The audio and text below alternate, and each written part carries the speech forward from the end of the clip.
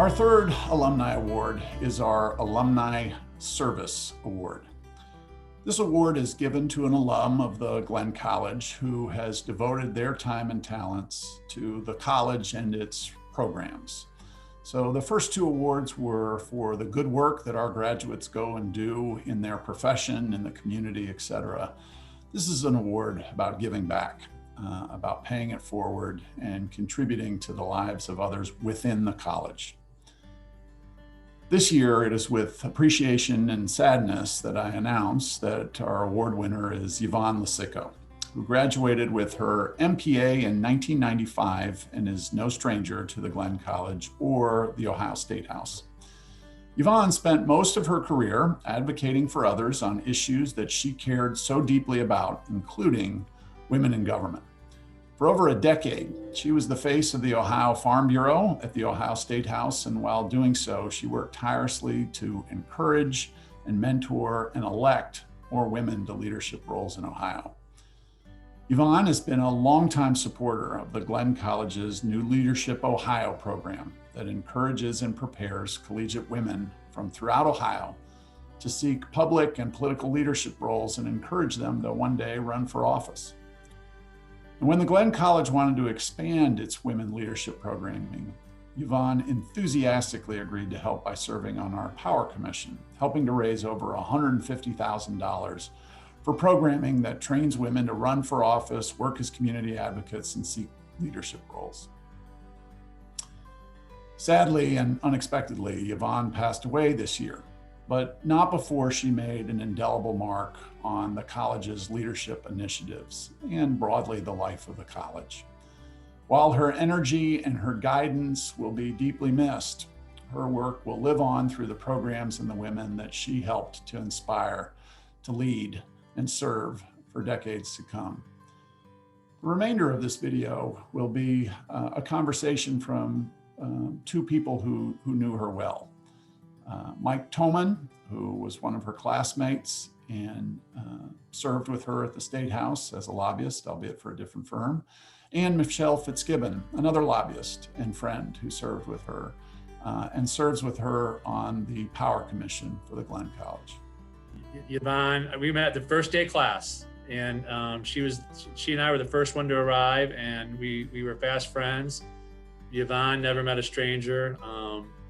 She welcomed sort of a homesick kid from that state up north. I'm from Michigan, so she gave me a hard time about it immediately, as Yvonne would, but she took me under her wing. So Yvonne and I first met just around the State House. At the time, she was a lobbyist for Cincinnati Bell, and I was a lobbyist in a multi-client lobbying firm. And just from our work at the State House, we just became fast friends. She invited many of us to their home, her and Scott's home over the years. Almost immediately, though, there was a group of us from grad school that would go to her home and have a lot of fun, and she always welcomed all of us with open arms, and it was kind of our home away from home. That's just how Yvonne was, always very welcoming and very kind to everybody at the time in grad school. Just had the opportunity to be friends, be work colleagues. She's the godmother of my 9-year-old. We were a long time ago in a book club together.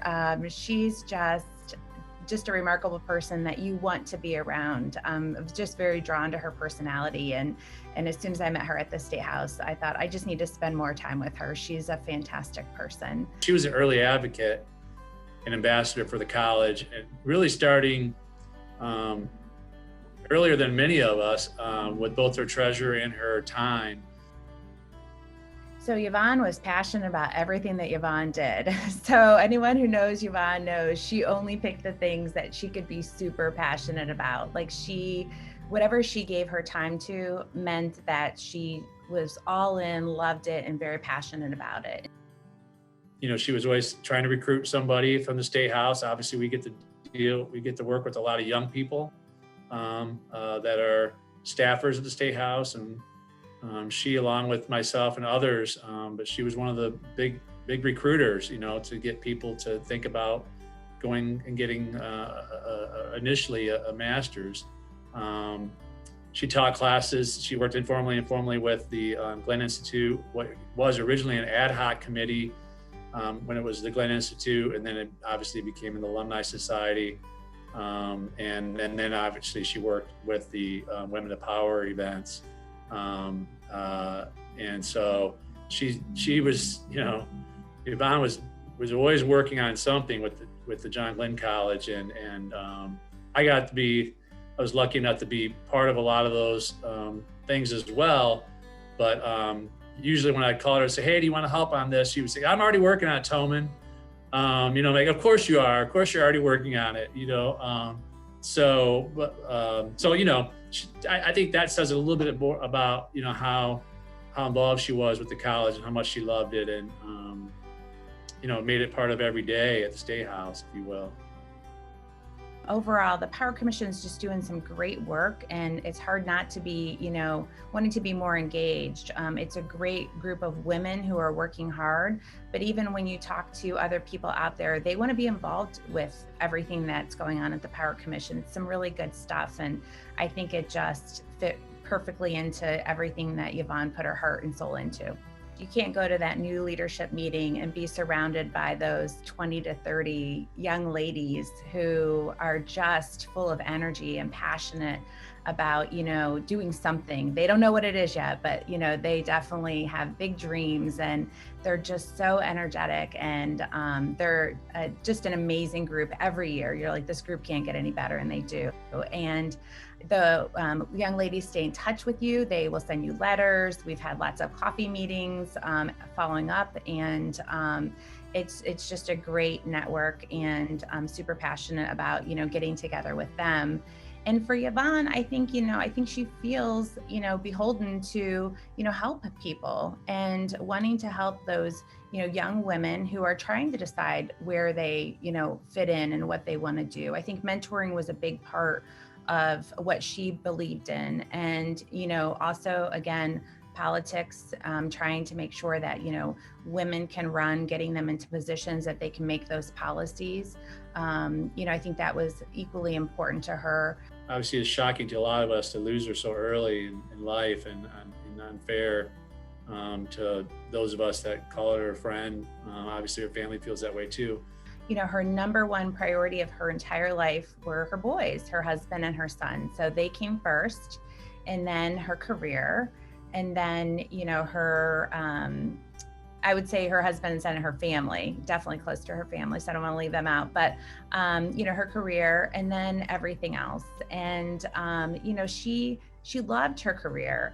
She started out at the Farm Bureau, and again, moved to Cincinnati Bell, and then got the opportunity to go back to the Farm Bureau. And that to her was just like home. That's like where she needed to be. And to be able to spend the last part of her career there, I think was just such a blessing for her. So I think they were quite fortunate to get her back.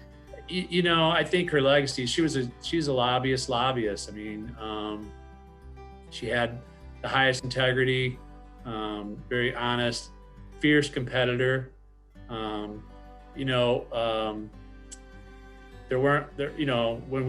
she and I started lobbying, not that long ago, there weren't a lot of women lobbyists, honestly. I think she was a mentor and a hero to many people that wanted to get into the business, many women that wanted to get into business, and those of us that called her a friend. She was a lobbying association president. So she was chosen among her peers to lead the lobbying association over the years. She was on that board for 7 years, and then was the president. And then went home to work at the Farm Bureau, which was her first love. She actually worked there while she was in grad school, and then went back to the Farm Bureau. So she was incredibly accomplished, she's incredibly missed. I think she's going to be remembered in a lot of places, but hopefully for those young women who she was able to connect with, hopefully she was able to give them some advice that, is just going to guide them for the rest of their lives. Down at the State House, I think just her energy and her honest approach to things are just things that people can, try to emulate and just remember and say, as I'm maturing into this lobbying role, that's somebody that, I want to be like. The Farm Bureau made these bracelets that would always say, it's what would Yvonne ask? And so it's WWYA. And, she was always prepared. She was prepared for every single meeting. And so they were always saying, that they needed to make sure that they were prepared to have a meeting with her, because what would Yvonne ask in that meeting? And you want to be prepared for that. Her legacy, she always had life balance, and some of us, it's easy to mistake our jobs at the State House and politics for our life. And it's, she always kept, Scott and Oscar and her family as a priority, kept that balance. And I think, I think that's kind of her legacy, because she was really tough, a really great lobbyist, really good friend, but at the end of the day, she knew what was most important, and that was her family and her friends. So I think that's her legacy more than anything.